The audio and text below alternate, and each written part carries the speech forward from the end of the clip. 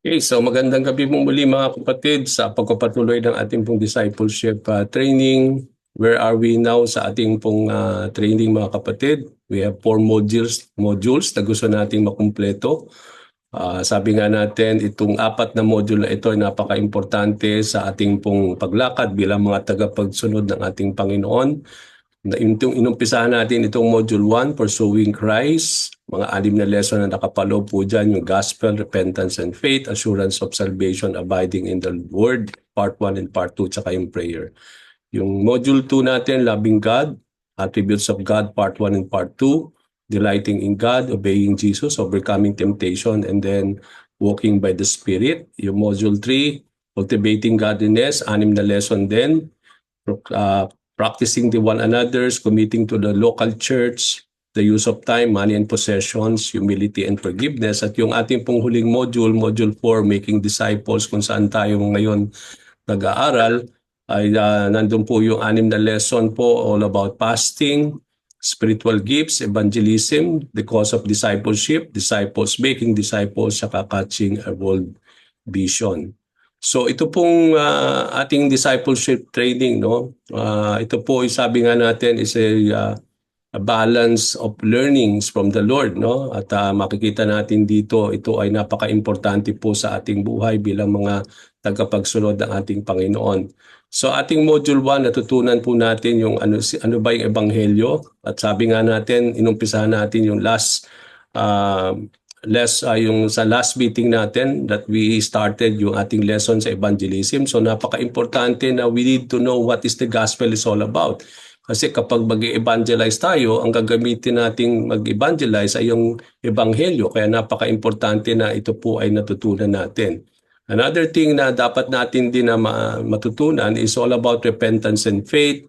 Tapos magkaroon tayo ng assurance of salvation. How is it really para manatili tayo sa salita ng ating Panginoon? Natutunan natin po yan, Part 1 and Part 2. Tsaka everything that we need to know about prayer. Okay, sa Module 2 naman, how is it to love the Lord? Kailangan natin na malaman muna who the Lord is. At pinag-aralan natin yung mga nature of the Lord, yung attributes niya, yung character of the Lord. No? Part 1 and Part 2. How is it really to delight in God? Sabi nga dito, no, delight in the Lord and He will give you the desires of your heart. So bago natin ibigay ng Panginoon Diyos yung mga desires ng ating puso, sinabi niya that we need to delight in the Lord. No, napag-aralan natin at natutunan natin how is it really to delight in the Lord. We need to know how to obey Jesus Christ, no? At yan po yung natutunan natin. At the same time, overcoming temptation, and then how is it really to walk by the Spirit of the Lord. Sa Module 3, nakumpleto na rin po natin yung 6 na lesson na yan, practicing the one another, committing to the local church, the use of time, money and possessions, humility and forgiveness. At sa ating Module 4, Making Disciples, inumpisahan natin ito, learning about fasting, tapos we learn about all our spiritual gifts, and then where we are now is ang ating pong tinatawag nating evangelism. Ito po yung ating lesson. Lesson 21, all about evangelism. So we started all these things, no? And we make a introduction regarding how is it really to evangelize, no?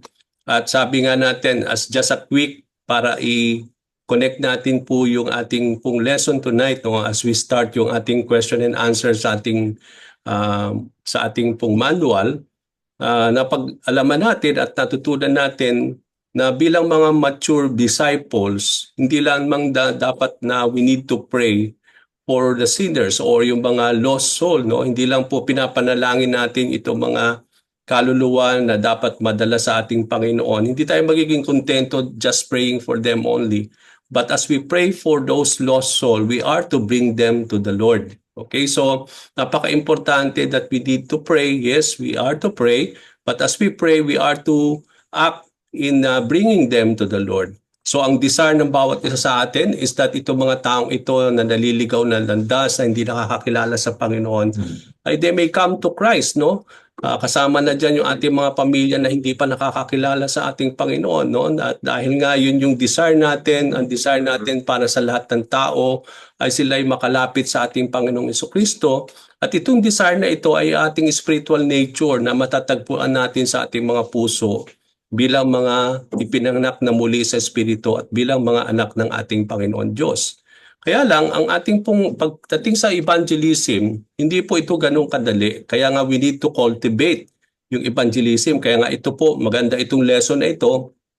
Kasi kung makikita natin, pagkatapos nating answer and question, yung portion natin doon sa ating manual, sa inyong manual, meron dyan binigyan tayo ng pamamaraan, mga method, how to evangelize, no? At magandang matutunan natin po yan. No? So, it is something that we need to be something that we need to cultivate in our lives because sabi dito, it is not an easy thing, but it is a very difficult thing to do, especially ang nagiging hadlang sa atin ay yung takot lagi. Okay?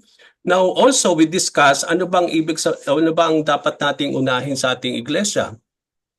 Kailangan ba mag-evangelize lang or kailangan ng discipleship? Anong kailangan natin i-prioritize? Ano ba dapat natin bigyan ng kahalagahan sa ating iglesia? Natutunan natin na dapat pareho. So hindi lang tayo nagdi-disciple, pero napaka-importante kaya nga gusto natin matutunan everything about evangelism, gusto natin ito ganapin. Kasi when we talk about discipleship, ito yung umpisa ng discipleship. Kaya yung evangelism, ito yung pinaka-umpisa, ito yung front end, yung pinaka-front end ng discipleship. At yung discipleship, yung process of maturing believers is yun yung pinakalikod. Okay, so when one of the other is lacking, kapag isa sa discipleship or evangelism ay wala, then makikita natin that the church or us believers in the Lord will suffer a lot, no? Kaya yan ang sinabi dito ni Bill Hall at ni Bobby Harrington, no? Sa kanilang libro na Evangelism or Discipleship. So discipleship without evangelism, na pag-discuss din natin last time, na ang discipleship kapag walang evangelism, no, creates the very unhealthy condition of unfruitfulness in followers of Jesus Christ, no.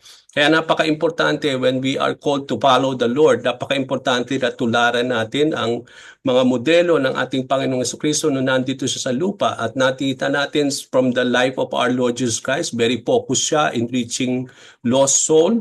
Sabi nga sa Bible that He came to seek and find the lost, no? Kaya nga tayo, yun din dapat ang maging heart at desire natin, no? At sabi nga natin, why we are doing this, sabi ko nga binigyan natin ng kahalagaan ito last time, why we are doing this discipleship is because we want to train yourself, we want to train you all para sa gagawin nating evangelism. Okay, Christians who do not evangelize are not fulfilled in their lives. So totoo po yan, and I know na mag-a-agree kayo sa akin na kapag hindi tayo nag-evangelize, lalo na yung buong simbahan na hindi nag-evangelize, hindi fulfill yung ating pong buhay bilang mga tagapagsunod.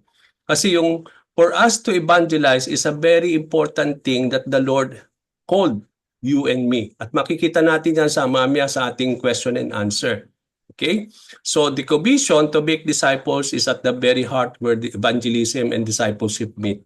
So evangelism and discipleship are not two things. Hindi siya dalawang bagay, kundi iisa sila. Kasi sabi ko nga, bago tayo makapag-disciple, kailangan muna na mag-evangelize. No, kapag tayo nakapag-evangelize at na merong mga tao tayo na dala sa Panginoon, doon mag-uumpisa yung discipleship nila, no? Para sila ay lumago at gagabayan natin sila upang sila ay magkaroon ng pananalig at pananampalataya sa ating Panginoon. So, kung walang evangelism, wala tayong discipleship din. Okay, so napaka-importante that to make disciples, we need to evangelize. Okay, so disciples have a mission. The mission is to reach people. So discipleship includes evangelism, and evangelism is part of discipleship. So paano natin ilalarawan ng evangelism at yung connection nito sa discipleship? Discipleship ang includes. So ang evangelism ay parte ng discipleship. At ang evangelism is part of discipleship. So hindi siya pwedeng paghiwalayin. So ito ay iisa lamang. Okay, so as we do discipleship, we are to call to evangelize, and as we continue to evangelize, we are to disciple. Okay, now let's go now to question number 1. Basahin daw natin yung Mark chapter 1 verse 17. Isang verse lang. Pero ang gusto nating malaman dito sa verse na ito, sa Mark chapter 1 verse 17, how did Jesus call Simon and Andrew to do? Nung tinawag daw si Simon, no, noong mga panahon na yon, hindi pa Peter ang pangalan ni Simon, no, ni Simon Peter, no. Simon talaga ang original niyang name, pero come to think noon binago ni Lord that you will be called now Simon Peter, no. And on this rock I will build my church, no, when he testify that you are indeed the son of the living God, no, na matatandaan niyo yung verse na yon. So dito makita natin ang pangalan niya ay Simon lang at ang kanyang kapatid na si Andrew. So ano yung tinawag ni Lord sa magkapatid na ito na kanilang gagawin nung sila itinawag ng Panginoon dito sa verse na ito? Now, what did Jesus promise to do for them? Ano yung pinangako ng Panginoong Hesukristo sa kanila nung sila itinawag ng ating Panginoon? Another thing na kailangan nating maintindihan dito sa verse na ito, mga kapatid, how does that make you feel? Itong verse na ito, ano ba ito? Ano ba ang dating dito sa atin, no? As we reflect on this verse, how does this truth, sabi nga natin, influence us or impact us, no? The way we are also disciples of the Lord. Kasi hindi lang si Simon at Andrew ang tinawag ni Lord, bawat isa sa atin ay tinawag ng Panginoon. So, ito mga bagay na pagtawag ng Panginoon kay Simon at kay Andrew at yung pangako na yon para sa kanya ay ganun din ang pagtawag ng Panginoon sa bawat isa sa atin at yung pangako na yon ay ipinangako rin ng Panginoon sa bawat isa. So tingnan natin itong Mark 1:17, just a single verse pero napaka-importante po itong verse na ito. Ano po ba yung Mark 1:17? Sabi dito, "Come, follow me," Jesus said, "and I will send you out to peace for people." Yung ibang mga verses naman, "Come and follow me," sabi doon, "and I will make you fishers of men." No? Ibang mga translation naman, ginamit yung fishers of men. So, kailangan natin maintindihan ito. Ito yung pagtawag ng Panginoon kay Simon at kay Andrew. Natatanda natin yung context itong passage na ito that Simon and Andrew were nagpe-prepare sila para sila yung mangingisda at pine-prepare nila yung kanilang net at yung kanilang bangka because they are ready now preparing para humayo, para mangisda, no? At kung mapapansin natin dito na yung pagtawag ng ating Panginoon for them to become fishers of men, makikita natin dito na they are just normal people. Okay, hindi mo pwede sabihin sa sarili mo na, Pastor Nick, di naman ako nag-aral so hindi ako marunong mag-evangelize, no? Hindi naman ako tapos. Kailangan pa bang tapos tayo ng Bible school? Kailangan pa ba tayong tapos ng mga iba't ibang mga theological studies bago tayo makapag-evangelize at humagyo at for us to become fishers of men? Hindi po. Kasi dito kung makikita natin yung pagtawag ng Panginoon kay Simon at kay Andrew, they are just normal fishermen.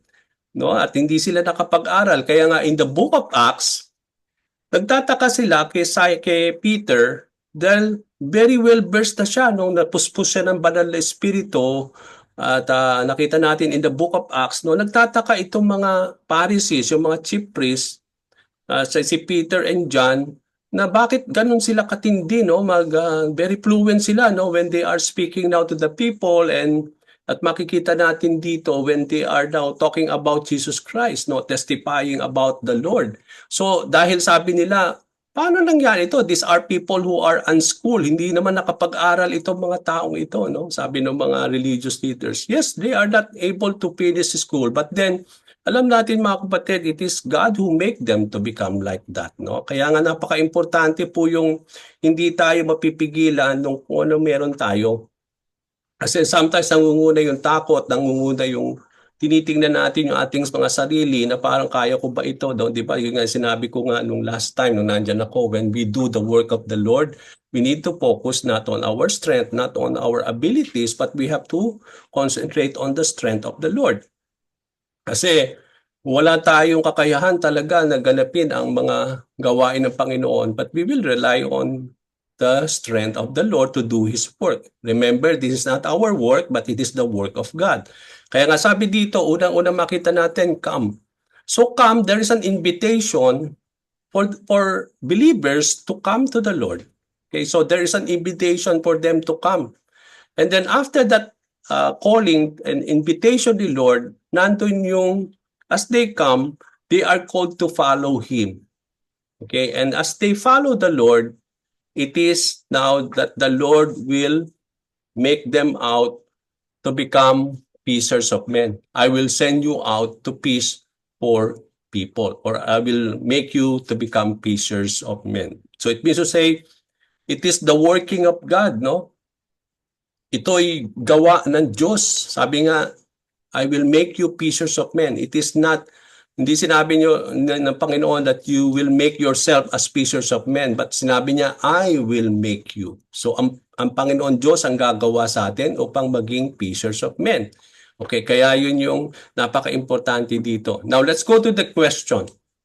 What did Jesus call Simon and Andrew to do? Ano ba yung tinawag ni Lord dito sa verse na ito kay Simon and Peter at Andrew? So Jesus called Simon and Andrew to follow Him. Okay, sumunod sila. So yun lang hinihingi ng Panginoon yung pagsunod natin, yung obedience, yun ang most important part for us to become instrument of the work of the Lord. Okay, yun lang po problemahin natin mga kapatid. Yung for us to follow, sabi niya, come and follow me. So yung obedience natin hindi tayo magko-concentrate kung marunong ba tayo or nakatapos ba tayo o na-train ba tayo or anything about us, but ang hinihiling ng ni Lord, no, hindi dahil hindi sinabi okay, mag-aral muna kayo ng Bible or kailangan muna ng training, okay, pero hindi Sabi niya, ang requirement lang para tayo maging fishers of men, para makapangisda tayo ng mga tao, is that we have to follow the Lord. Yun lang ang qualification. You know how to follow. When you know ano ibig sabihin to follow? To obey. Just simply obey what the Lord is telling us. So when we are called to evangelize, we will just concentrate on how He called us to evangelize. Ganun lang. Ganun lang kasimple. Our obedience is so important in doing the work of the Lord. Yung ating obedience po ay napaka-importante. So dito, ang obedience natin is how we need to follow the Lord. So yun yung hiningi ni Lord. No? Yun yung calling ni God kay Simon at kay Andrew. Okay, as the Lord called them to follow Him, there is a promise na ibinigay ng Panginoon sa kanila. At anong promise niyon?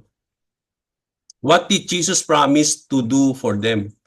Na kung sila ay magpapalo at sila ay sabi nga natin, susunod sa sinasabi ng Diyos sa kanila, then ano naman ang gagawin ni Jesus para sa kanila? Ano yung in return that the Lord will do as He promised to them? Okay, sabi doon, Jesus promised to make them to become fishers of men. So ipinangako ng Panginoon as we follow Him. No? So sabi ko nga, yun lang ang requirement. As we obey, as we follow, siya ang gagawa sa atin upang maging fishers of men. Siya yung magte-train, siya yung sabi nga natin, siya yung gagawa noon para sa atin. Come to think, no, nung alam natin si Simon at si Andrew mangingisda sila, ano bang kinalaman nila na sila yung we will fish for men? Wala silang alam doon. So, but come to think, nung sumunod sila sa Panginoon, that is more than enough. And for 3 years, prepared ni Lord ang kanyang mga disciples. For almost 3 years, kasama niya ang mga disciples. And out of that 3 years, doon niya tinain itong mga disciples na ito. Doon minold ng Panginoong Jesucristo itong mga disciples niya so that when He will be ascending back into heaven, ang sinabi ng Panginoon, go and make those disciples of all nations. No? Because na-train na sila, na ihanda na sila ng Panginoon. And then, sabi sa Book of Acts, just wait for the power, no? And you will become my witnesses. No? You will testify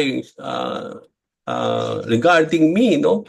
Sabi doon in Jerusalem, in Judea, in Samaria, and even in the farthest part of the earth. No? So dito makikita natin dito that it is the making of the Lord in the disciples' life for them to fulfill itong evangelism and for them to evangelize. Okay, so yun yung pangako ng Panginoon. It is Jesus Christ who will make them to become fishers of men. Okay?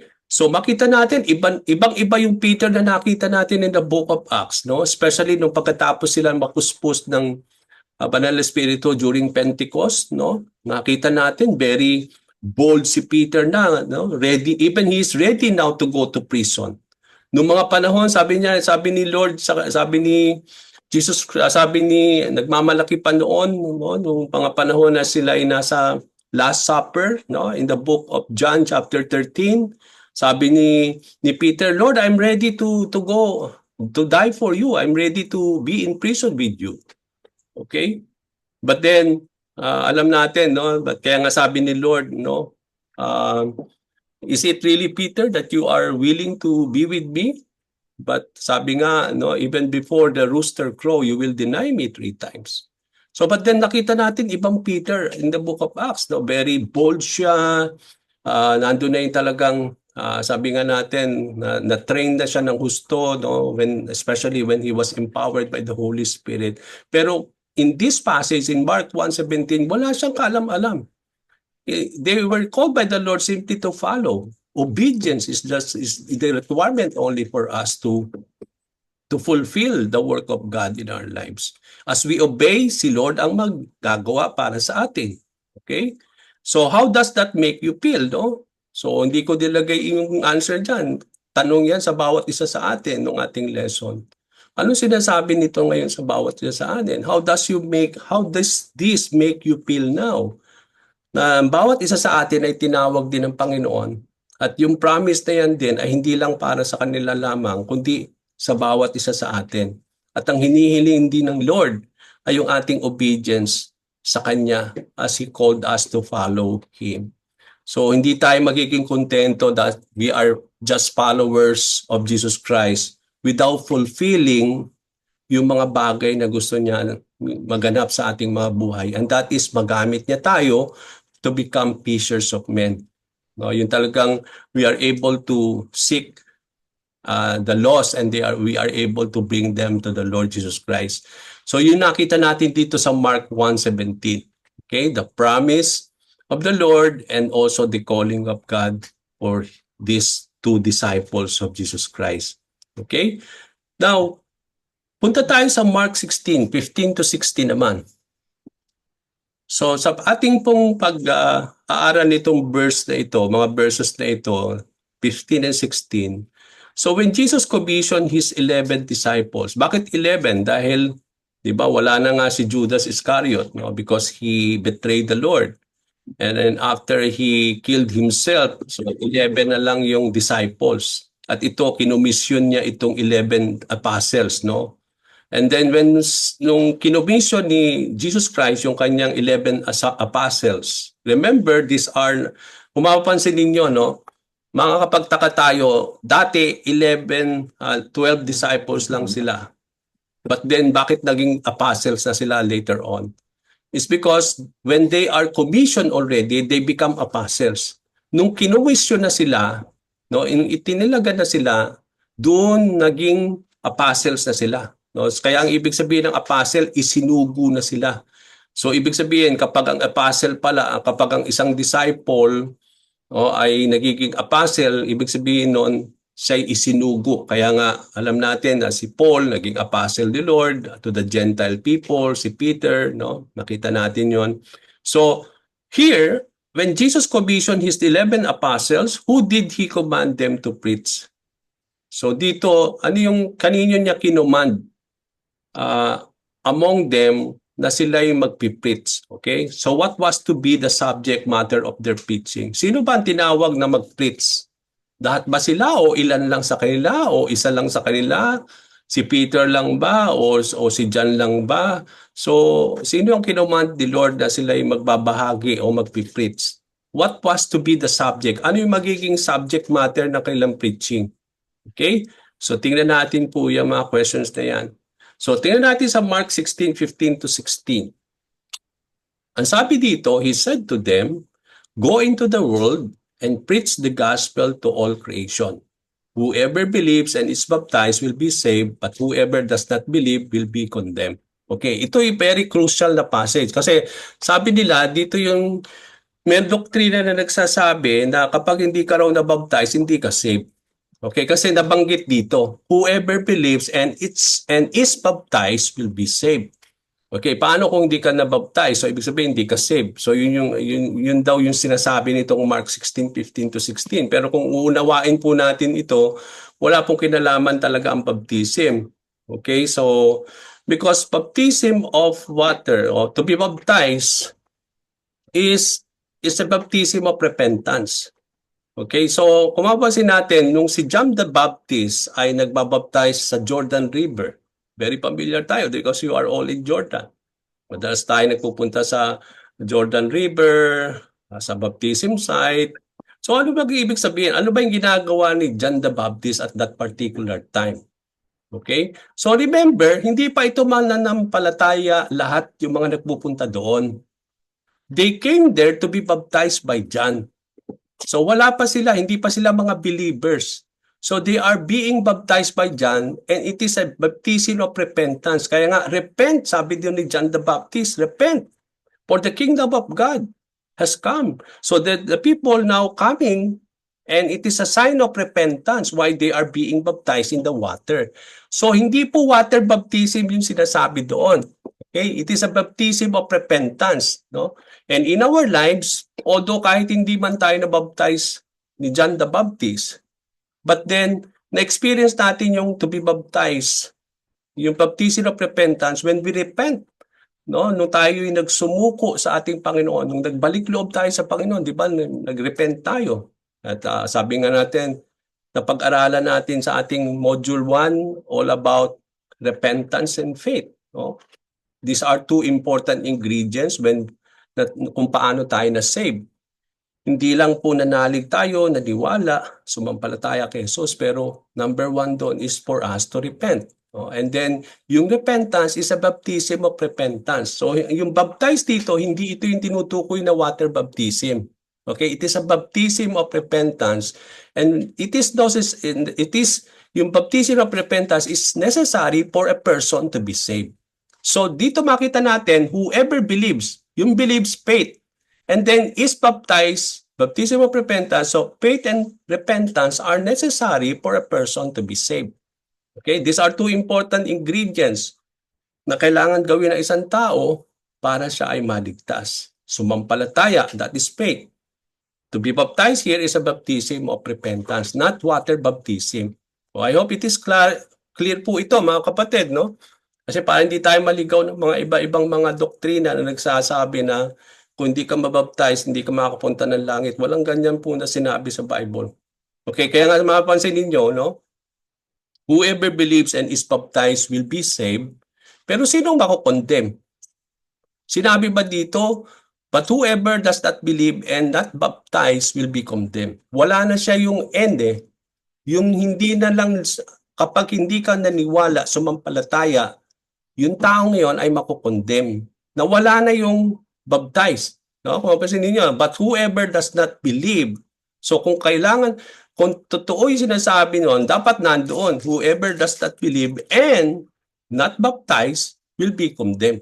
Pero wala wala naman doon So ibig sabihin, there's no truth about that.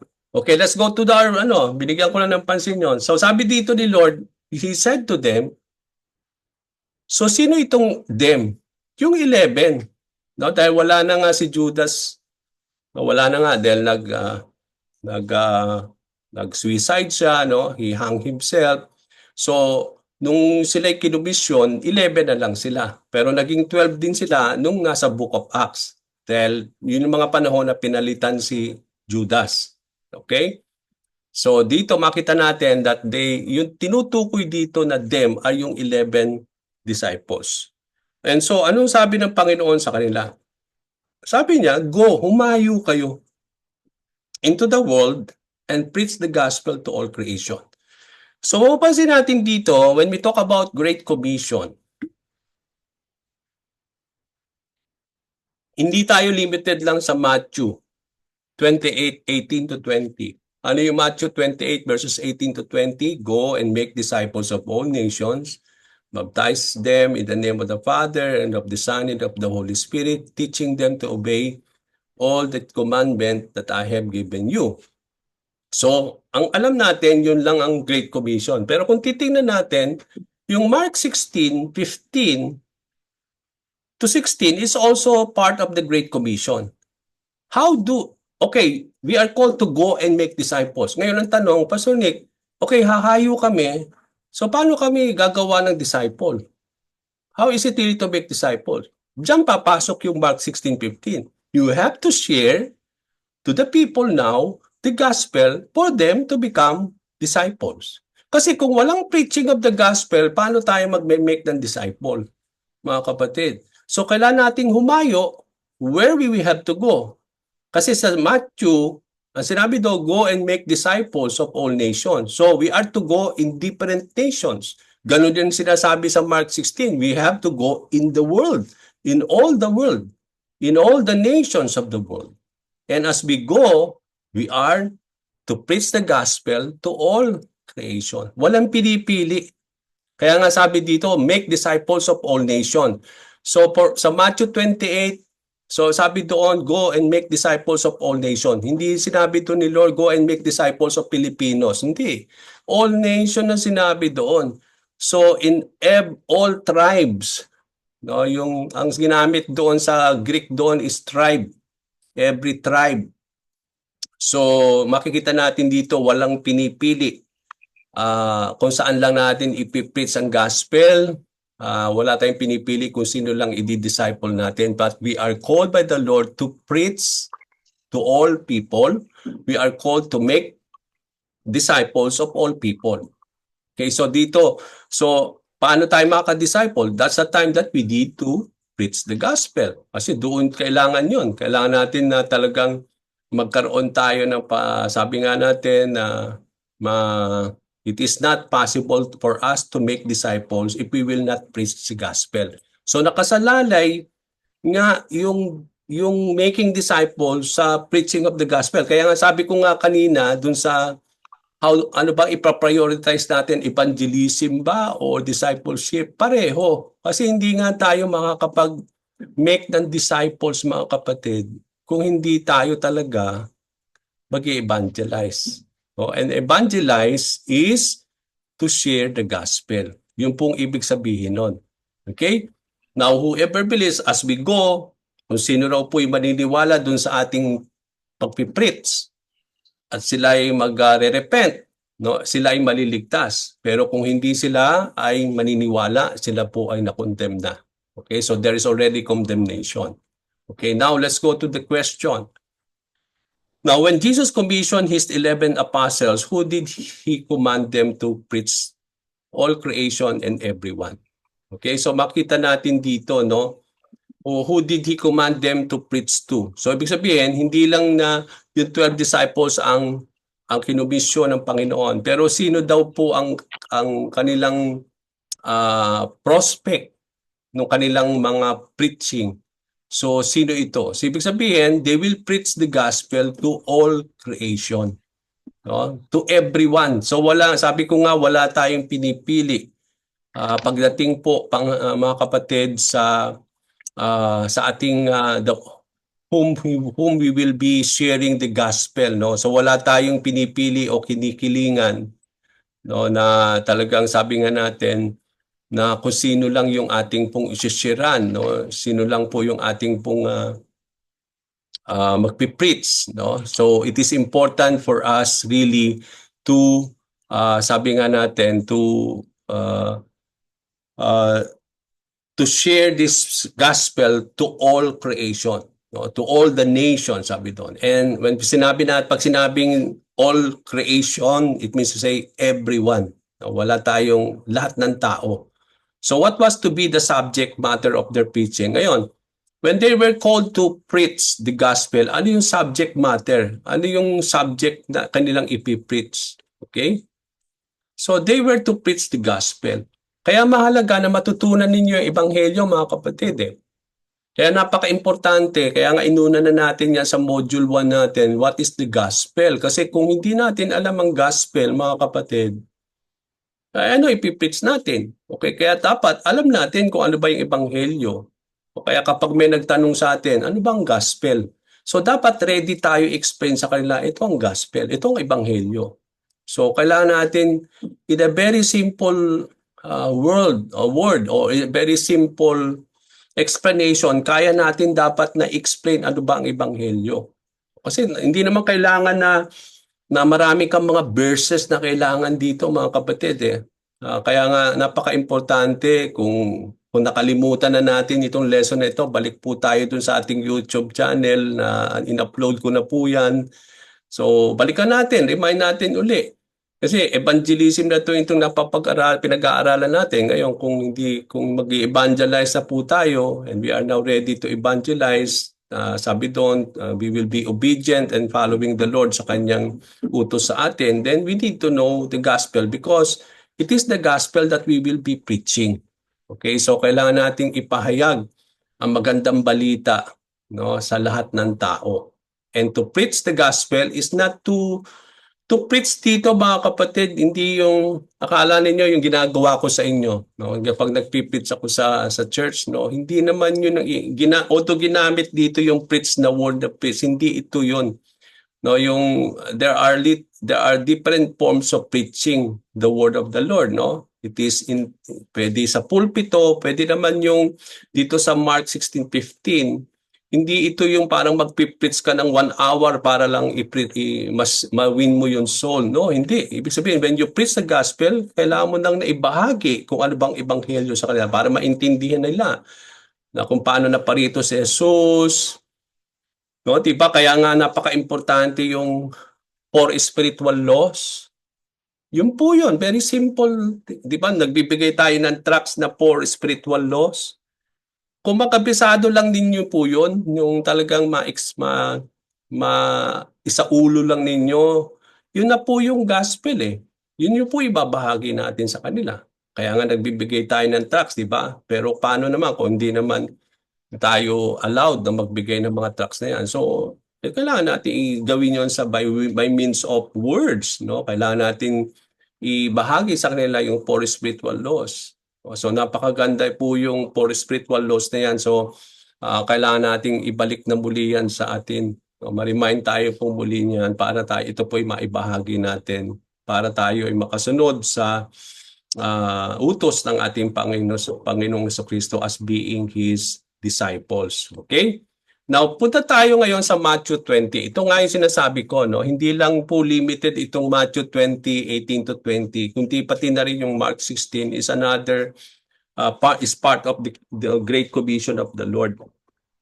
Okay, very familiar na tayo dito sa Matthew 20:18-20.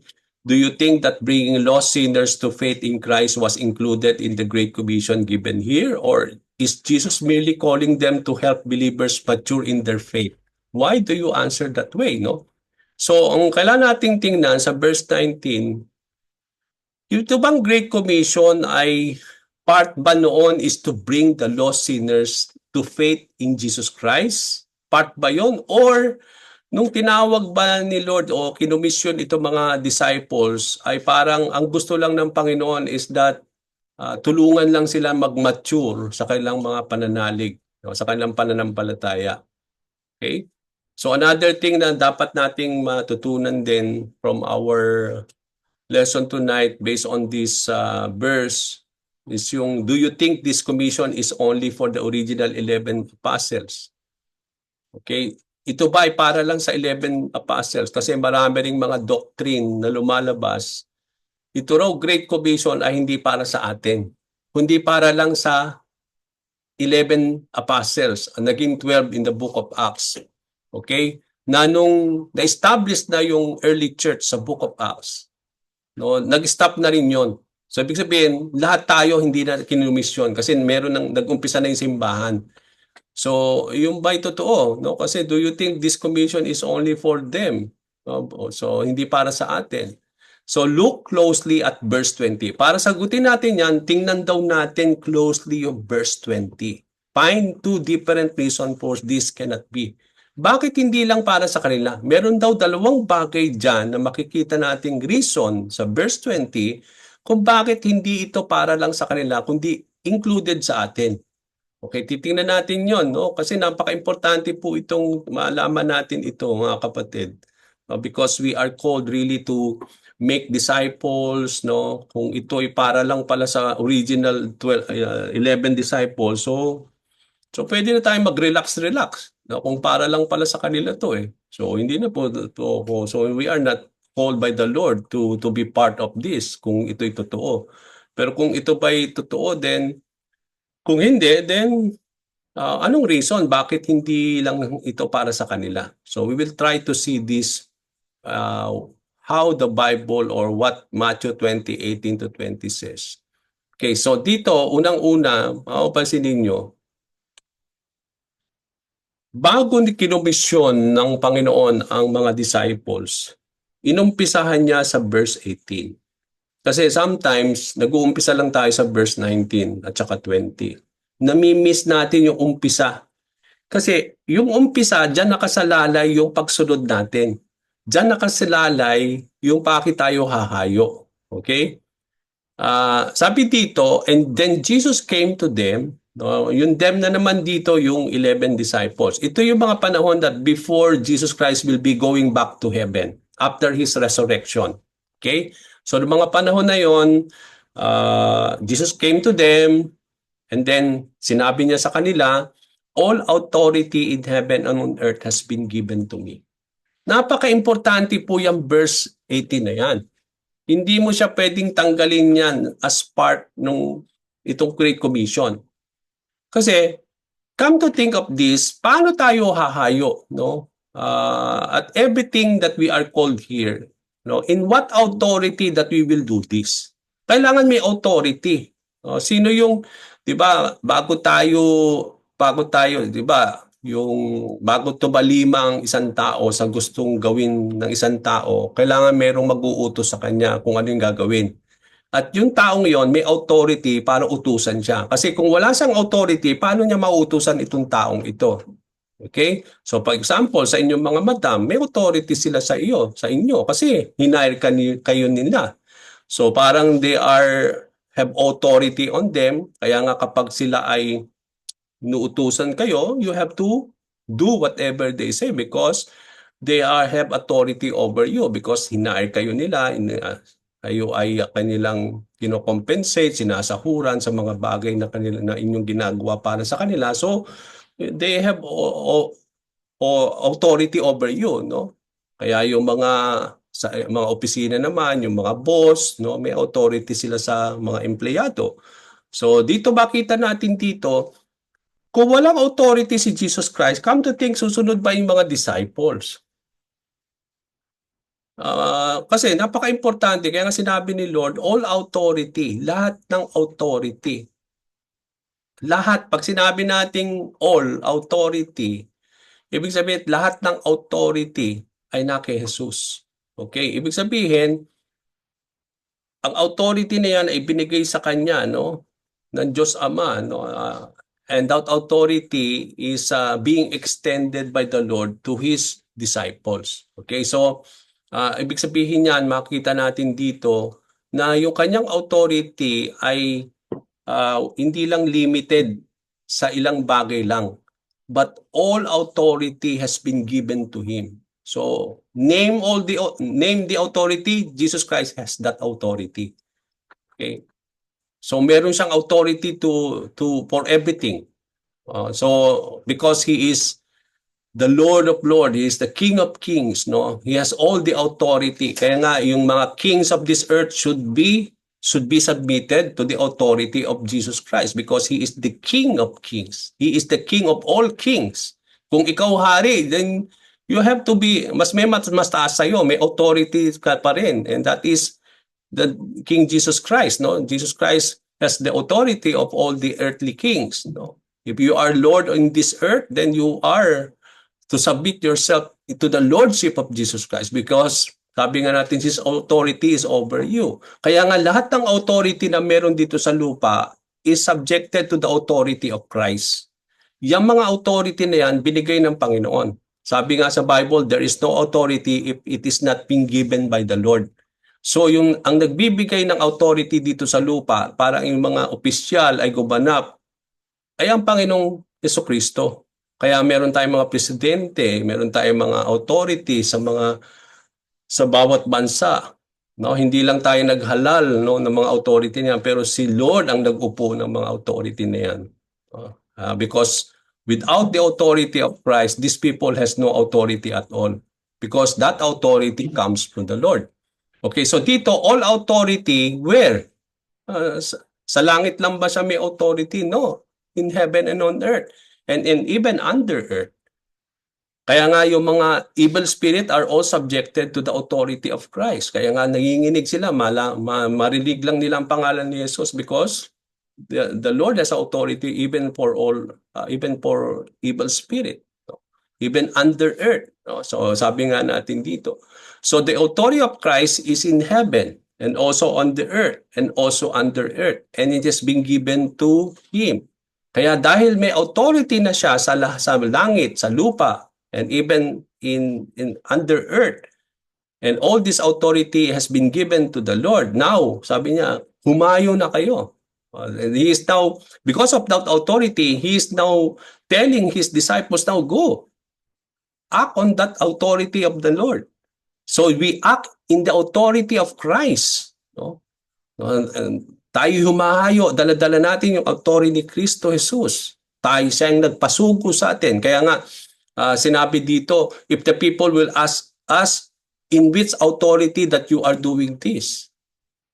Then we can say that it is by the authority of Jesus Christ that we are doing this, because this is that the Lord has called us to do. So, makikita natin dito.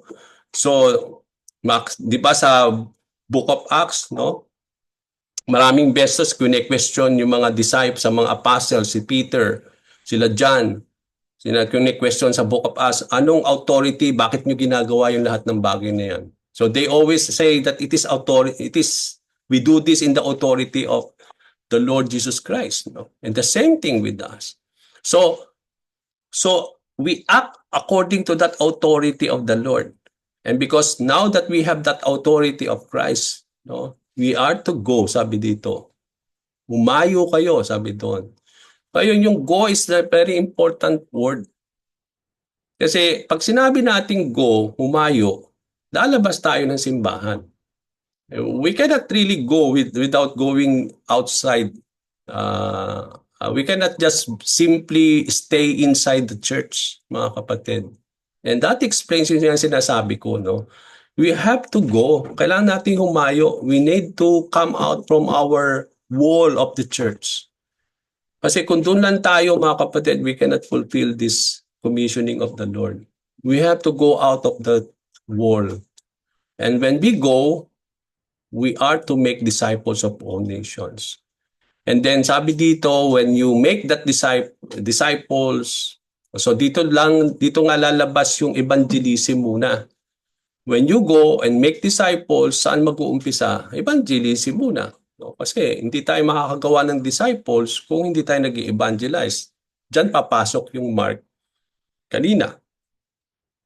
Na Mark 16:15-16, go and preach the gospel. Without the preaching of the gospel, hindi tayo makaka-gagawa ng mga disciples.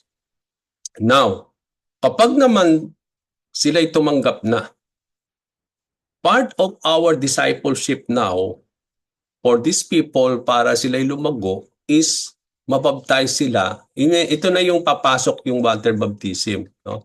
Baptizing them in the name of the Father and of the Son and of the Holy Spirit. So, ito yung water baptism talaga. No? Part ng discipleship yung water baptism. So, come to think of this, mapapansin ninyo, itong baptizing them in the name of the Father after nung sila'y tumanggap na kay Lord. So hindi yan part nung salvation.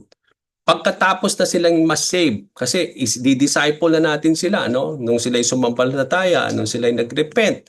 So tumanggap na sila sa Panginoon. So at in due time, no, as we nurture their faith, no, that's a time that they will be baptized in the water, no, in the name of the Father, of the Son, of the Holy Spirit. So makita natin dito doon sa commissioning, it is after salvation, hindi siya before salvation.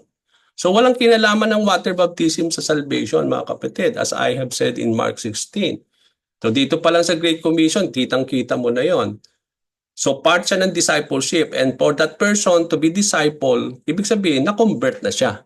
Okay, na tumanggap na siya pa sa Panginoon. Ibig sabihin, saved na siya. no, even before na siya ay mabaptize. So hindi mo naman ibabaptize ang isang taong hindi sumampalataya, na hindi na saved.